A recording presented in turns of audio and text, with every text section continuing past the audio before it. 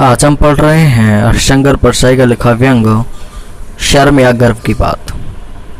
साधु कुछ बातें भावुकता में कहने में अच्छी लगती हैं, जैसे यही कि हाय गांधी के दरिद्र नारायण गरीबों की रेखा के नीचे जीते हैं। अहमदाबाद के दंगे पर ऐसी ही भावुकता की बात गांधी जी के पोते पत्रकार अरुण गांधी ने कही है। गुजरात को शर्म आनी चाहिए।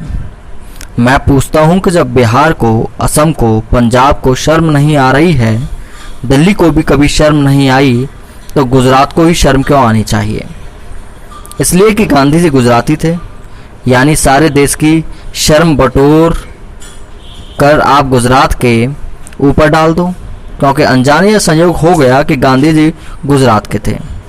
क्या गांधी जी अनंत काल तक गुजरात के सिर पर शर्म डलवाने के लिए ही वहां पैदा हुए थे?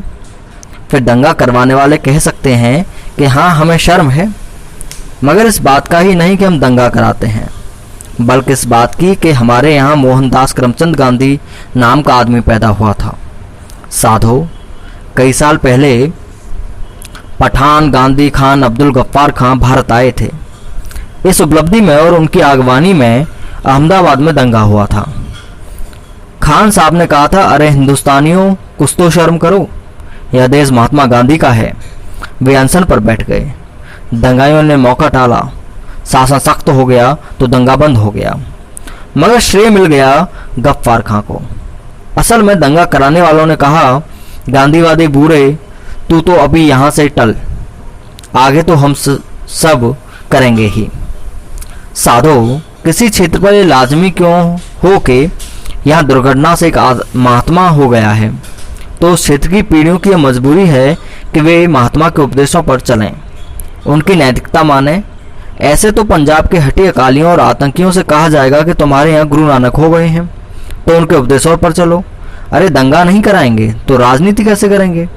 सत्ता पर कब्जा कैसे करेंगे? घर में माल कैसे भरेंगे? CIA का पैसा कैसे कमाएंगे? नानक की बात मानेंगे तो राजनीति कैसे करेंगे? साधो, महात्मा के उपदेश महात्मा के लिए ही होते हैं। वही उपदेश बोले वही पाले। हमें कोई महात्मा बनने की सजा नहीं मिली है। लोगों को सत्ता राजनीति करनी है, धार्मिक उन्माद पैदा करके चुनाव जीतना है, जमीन पर और प्रॉपर्टी पर कब्जा करना है, लूट का माल घर में बढ़ना है, 2 नंबरी धंधा करना है। अब महात्मा कहता है, ईश्वर अल्लाह तेरे नाम, सबको सम्मति दे भगवान। तो महात्मा जी, आप अपने ईश्वर और अल्लाह को लिए रहिए, सन्मति भी आपको ही मुबारक, हमें नहीं चाहिए नुकसानदेह सम्मति। अगर तुम्हारे ईश्वर और अल्लाह इधर आए तो लहूलुहान हो जाएंगे। हमें निहित स्वार्थों की रक्षा करना है, आर्थिक लाभ उठाना है, इसलिए हम धर्म और संप्रदाय की नफरत की राजनीति करेंगे ही। हम उन्माद पैदा करके लोगों को बेवकूफ़ बनाएंगे ही। इतने बड़े बड़े काम हमें करने हैं और महात्मा हमें उल्टे उपदेश देता है। साधो, इस भावुकता और हाय हाय का अंत नहीं है।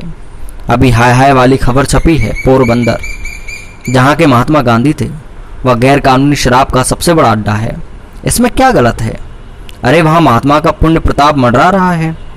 ऐसे पवित्र वातावरण में शराब नहीं उतारी जाएगी तो क्या भजन पूजन किया जाएगा? फिर महात्मा के दरिद्र नारायण का कल्याण सिर्फ सस्ती शराब से ही हो सकता है? सब करके देख लिया, सारी योजनाएं चला ली, सारे उपदेश दे दिए, मगर दरिद्र नारायण सुखी नहीं हुआ। सुखी होता है वह 2 घूंट पीकर, तो उसे पिला रहे हैं महात्मा गांधी का ही बाकी काम कर रहे हैं। साधो, इससे भी अच्छी खबर साल भर पहले पड़ी थी। राजकोट में गांधी जी का जो मकान है वह शराब, जुआ और अनाचार का अड्डा बना है। इसमें दुखी होने की बात नहीं है। गांधी जी का एक ढंग से उपयोग हो रहा है। पुलिस उस मकान के सामने से सिर झुकाकर चली जाती होगी, या पुलिस वाले भीतर जाकर 2 घूंट अमृत ले लेते होंगे। महात्मा के घर में शराब पीना कम पुण्य नहीं है। साधो, ये सब लोग दंगा, राजनीति वाले, धार्मिक उन्मादी, 2 नंबरी, शराब के धंधे वाले महात्मा का सही उपयोग जानते हैं। और साधो, गांधी प्रतिष्ठान के मालिकों ने तो महात्मा के सारे सत्य के प्रयोग कर डाले। सबसे बड़ा सत्य का प्रयोग यह किया कि गांधी जी का चश्मा किसी पश्चिमी धनपति को बेच दिया, उसकी जगह कबाड़ी की दुकान का चश्मा लाकर रख दिया। बताओ, गांधी जी के उपदेशों पर चलना और किसे कहते हैं? अगर गांधी जी अब बेकार चश्मा 2-4 लाख डॉलर में खरीदा जा रहा हो, तब वह गांधीवादी नहीं महामूर्ख होगा, जो नहीं बेचेगा।